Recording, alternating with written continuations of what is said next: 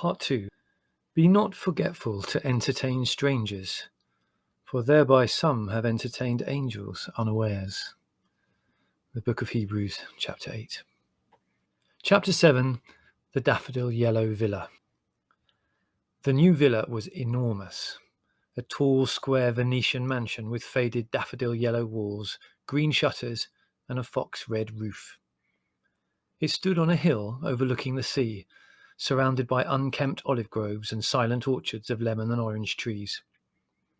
The whole place had an atmosphere of ancient melancholy about it. The house with its cracked and peeling walls, its tremendous echoing rooms, its verandas piled high with drifts of last year's leaves, and so overgrown with creepers and vines that the lower rooms were in a perpetual green twilight.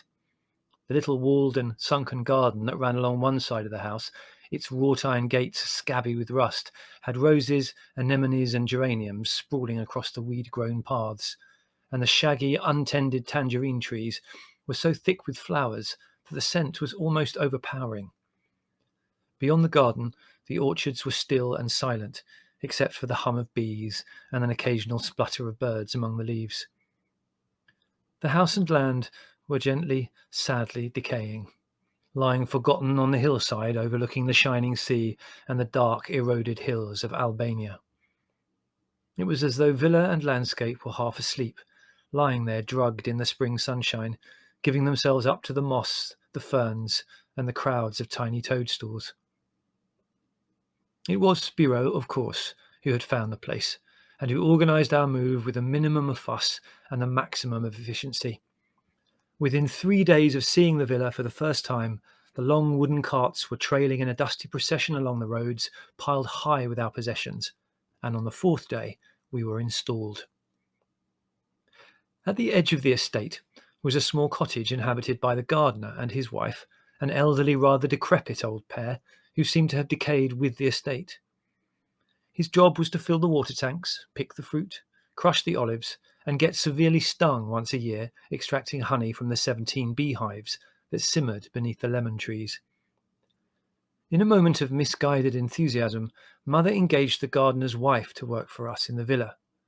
Her name was Lugarezia, and she was a thin, lugubrious individual, whose hair was forever coming adrift from the ramparts of pins and combs with which she kept it attached to her skull.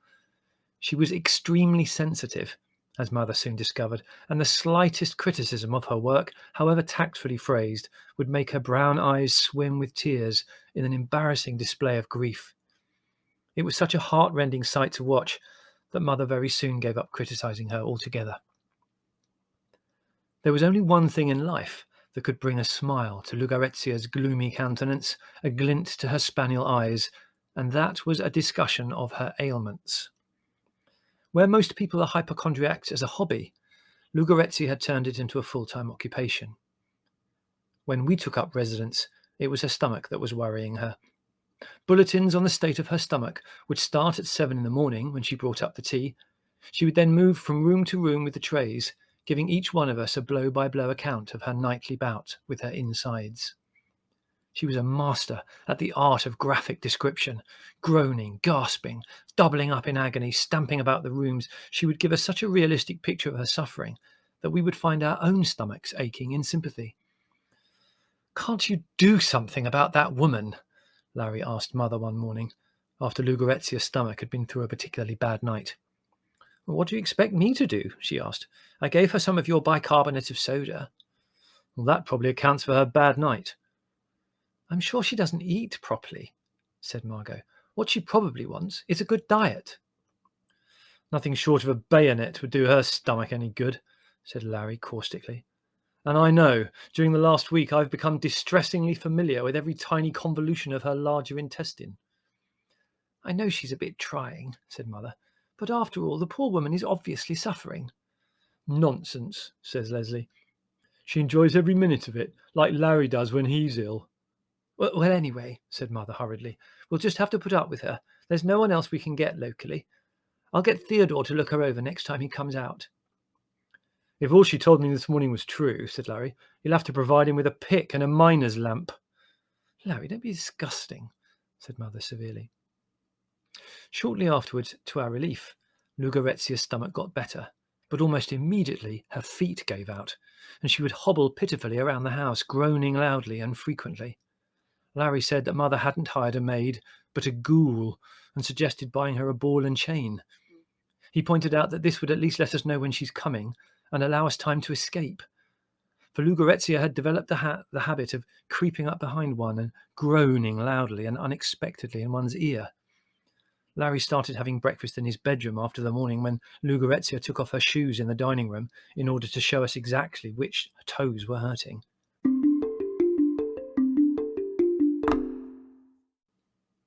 But apart from Lugarezia's ailments, there were other snags in the house. The furniture, which we had rented with the villa, was a fantastic collection of Victorian relics that had been locked in the rooms for the past 20 years. They crouched everywhere, ugly, ungainly, unpractical, creaking hideously to each other and shedding bits of themselves with loud cracks like musket shots, accompanied by clouds of dust if you walked past them too heavily. The first evening, the leg came off the dining room table, cascading the food onto the floor. Some days later, Larry sat down on an immense and solid-looking chair, only to have the back disappear in a cloud of acrid dust. When Mother went to open a wardrobe the size of a cottage and the entire door came away in her hand, she decided that something must be done.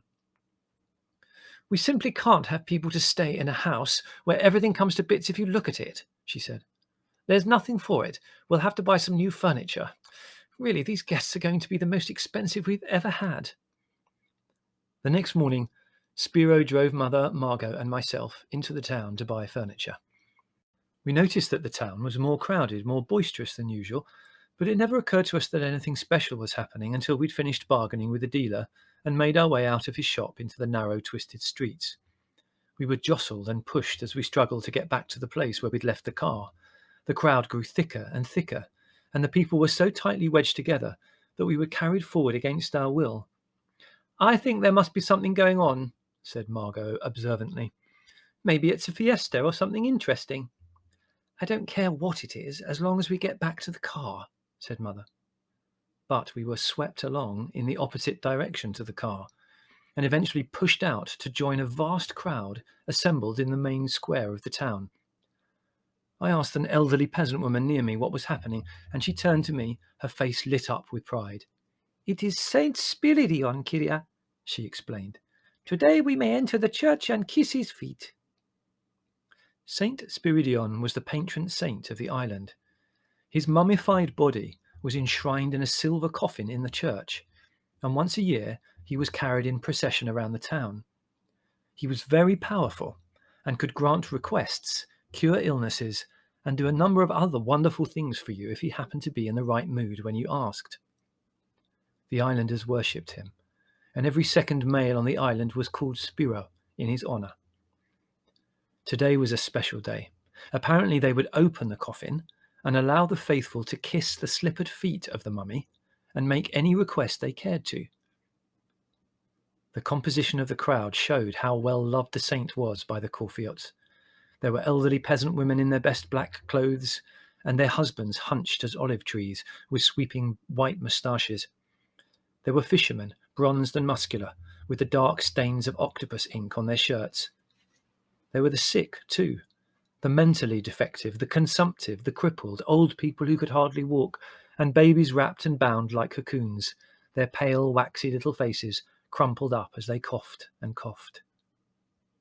There were even a few tall, wild-looking Albanian shepherds, moustached and with shaven heads, wearing great sheepskin cloaks. This great multicoloured wedge of humanity moved slowly towards the dark door of the church, and we were swept along with it, wedged like pebbles in a lava flow. By now, Margot had been pushed well ahead of me, while Mother was equally far behind. I was caught firmly between 5 fat peasant women who pressed on me like cushions and exuded sweat and garlic, while Mother was hopelessly entangled between 2 of the enormous Albanian shepherds. Steadily, firmly, we were pushed up the steps and into the church. Inside, it was dark as a well, lit only by a bed of candles that bloomed like yellow crocuses along one wall. A bearded, tall-hatted priest clad in black robes flapped like a crow in the gloom, making the crowd form into a single line that filed down the church, past the great silver coffin, and out through another door into the street. The coffin was standing upright, looking like a silver chrysalis, and at its lower end a portion had been removed, so that the saint's feet, clad in the richly embroidered slippers, peeped out. As each person reached the coffin, he bent, kissed the feet, and murmured a prayer, while at the top of the sarcophagus the saint's black and withered face peered out of a glass panel with an expression of acute distaste. It became evident that, whether we wanted to or not, we were going to kiss Saint Spiridion's feet. I looked back and saw Mother making frantic efforts to get to my side, but the Albanian bodyguard would not give an inch, and she struggled ineffectually. Presently she caught my eye and started to grimace and point at the coffin, shaking her head vigorously. I was greatly puzzled by this, and so were the two Albanians, who were watching her with undisguised suspicion. I think they came to the conclusion that Mother was about to have a fit, and with some justification, for she was scarlet in the face and her grimaces were getting wilder and wilder. At last, in desperation, she threw caution to the wind and hissed at me over the heads of the crowd. "Tell Margot not to kiss. Kiss the air. Kiss the air." I turned to deliver Mother's message to Margot, but it was too late.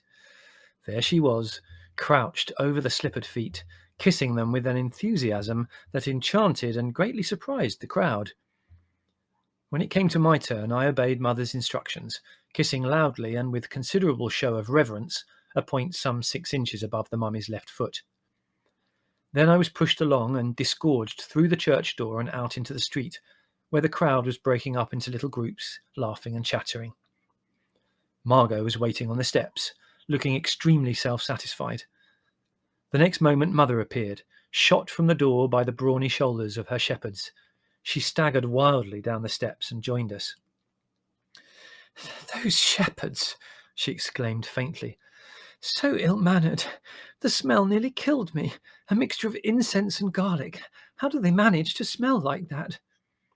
"Oh, well," said Margot cheerfully, "it'll have been worth it if Saint Spiridion answers my request." "A most insanitary procedure," said Mother. "More likely to spread disease than cure it.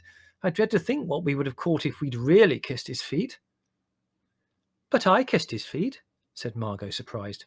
"Margot, you didn't." "Well, everybody else was doing it." "After I expressly told you not to." "You never told me not to." I interrupted and explained that I'd been too late with Mother's warning. "After all those people have been slobbering over those slippers, you have to go and kiss them." "I was only doing what the others did." "I can't think what on earth possessed you to do such a thing." "Well, I thought he might cure my acne." "Acne," said Mother scornfully. "You'll be lucky if you don't catch something to go with the acne." The next day, Margot went down with a severe attack of influenza, and Saint Spiridion's prestige with Mother reached rock bottom. Spiro was sent racing into the town for a doctor, and he returned bringing a little dumpy man with patent leather hair, a faint wisp of moustache, and boot-button eyes behind great horn-rimmed spectacles. This was Dr. Andrucelli. He was a charming man, with a bedside manner that was quite unique. "Pull, pull, pull," he said, strutting into the bedroom and regarding Margot with scorn. "Pull, pull, pull. Remarkably unintelligent you have been, no? Kissing the saint's feet. Pull, pull, pull, pull, pull. Nearly you might have caught some bugs unpleasant. You are lucky. She is influenza. Now you will do as I tell you, or I will rinse my hands of you, and please do not increase my work with such stupidity. If you kiss another saint's feet in the future, I will not come to cure you. Po, po, po, such a thing to do."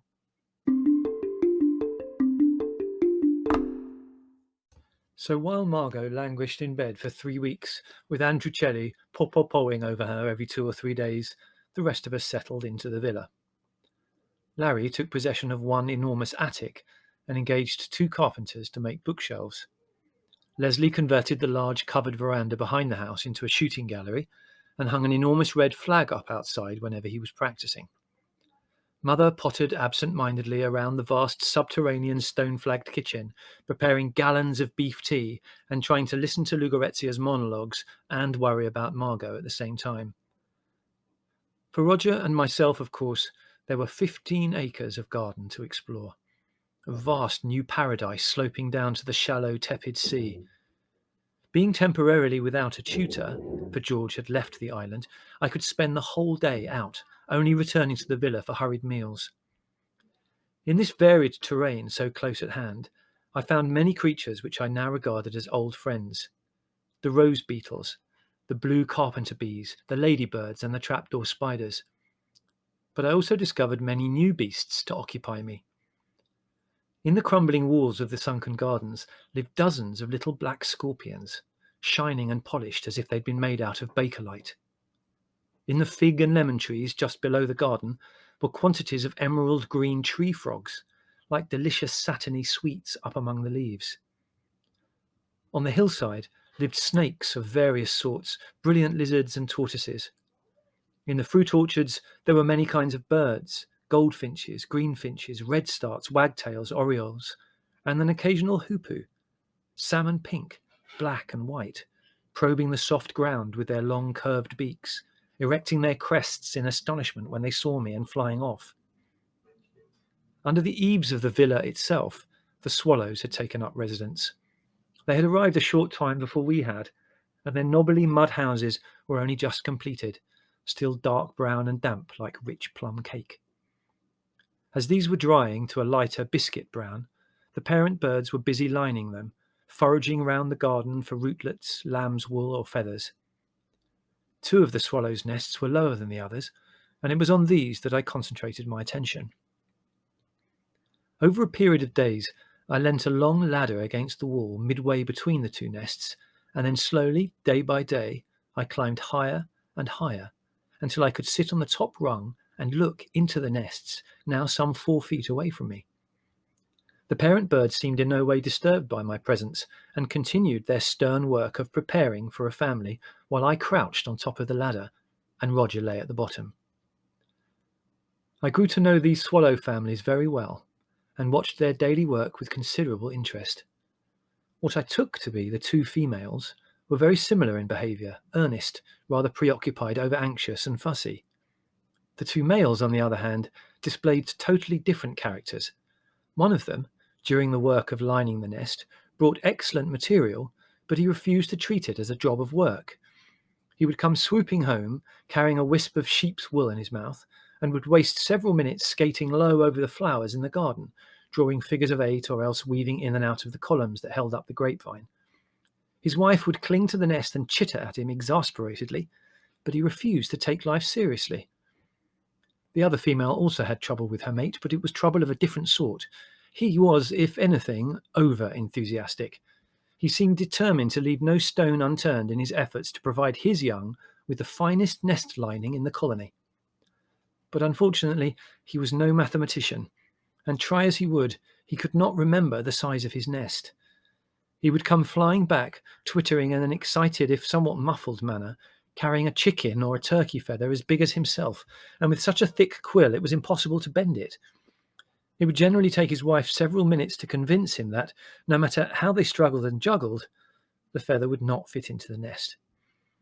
Acutely disappointed, he would eventually drop the feather so that it whirlpooled down to join the ever-increasing pile on the ground beneath, and then fly off in search of something more suitable. In a little while he'd be back, struggling under a load of sheep's wool so matted and hard with earth and dung that he would have had difficulty in getting it up to the eaves, let alone into the nest.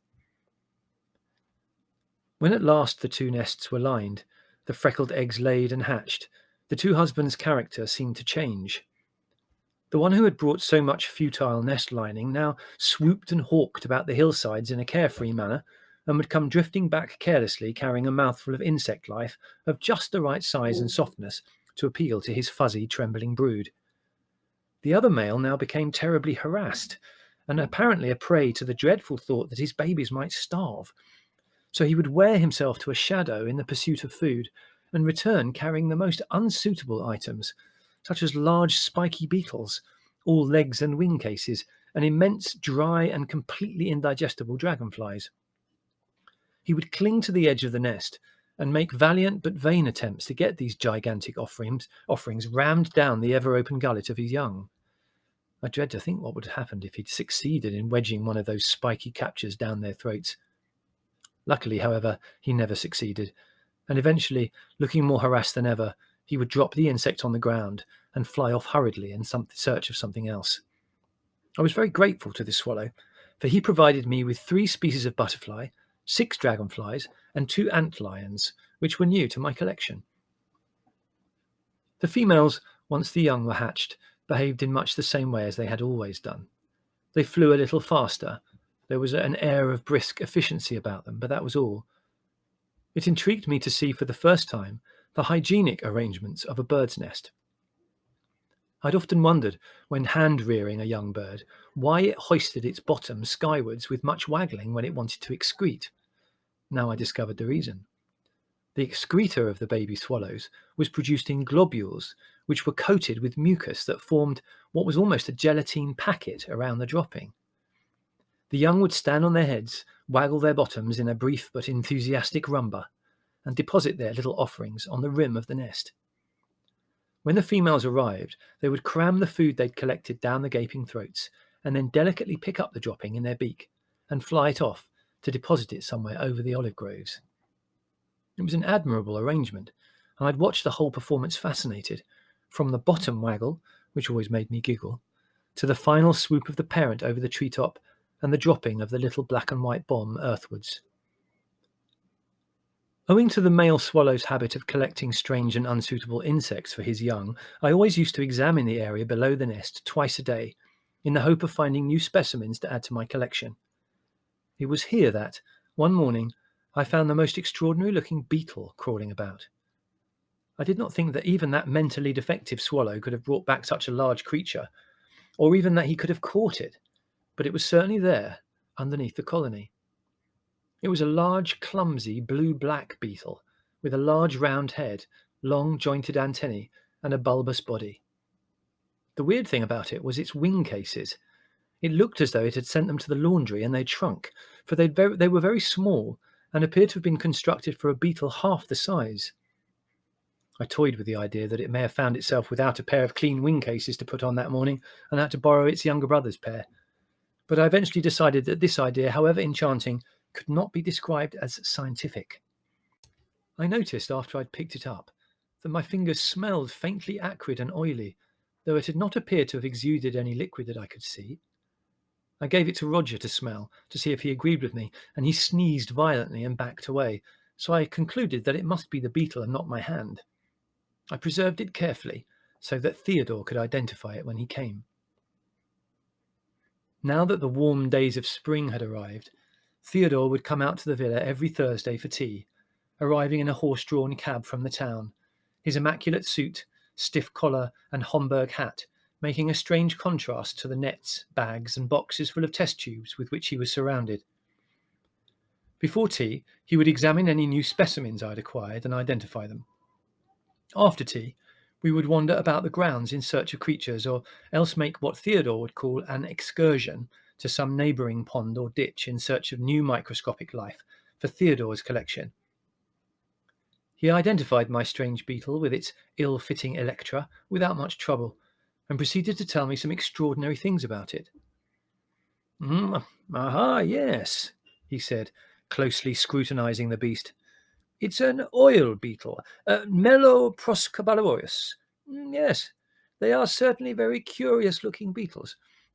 What do you say? Ah, yes, the wing cases. Well, you see, they are flightless. There are several species of Coleoptera that have lost the power of flight for one reason or another. It's the life history of this beetle that is very curious. This, of course, is a female. The male is considerably smaller, I should say approximately half the size. It appears that the female lays a number of small yellow eggs in the oil. When these hatch into larvae, they climb up any flowers nearby and wait inside the blooms. there's a certain type of solitary bee which they must wait for, and when it enters the flower, the larvae hitchhike, get a good grip with their claws on the bee's fur. If they are lucky, the bee is a female who is collecting honey to put in the cells with her egg.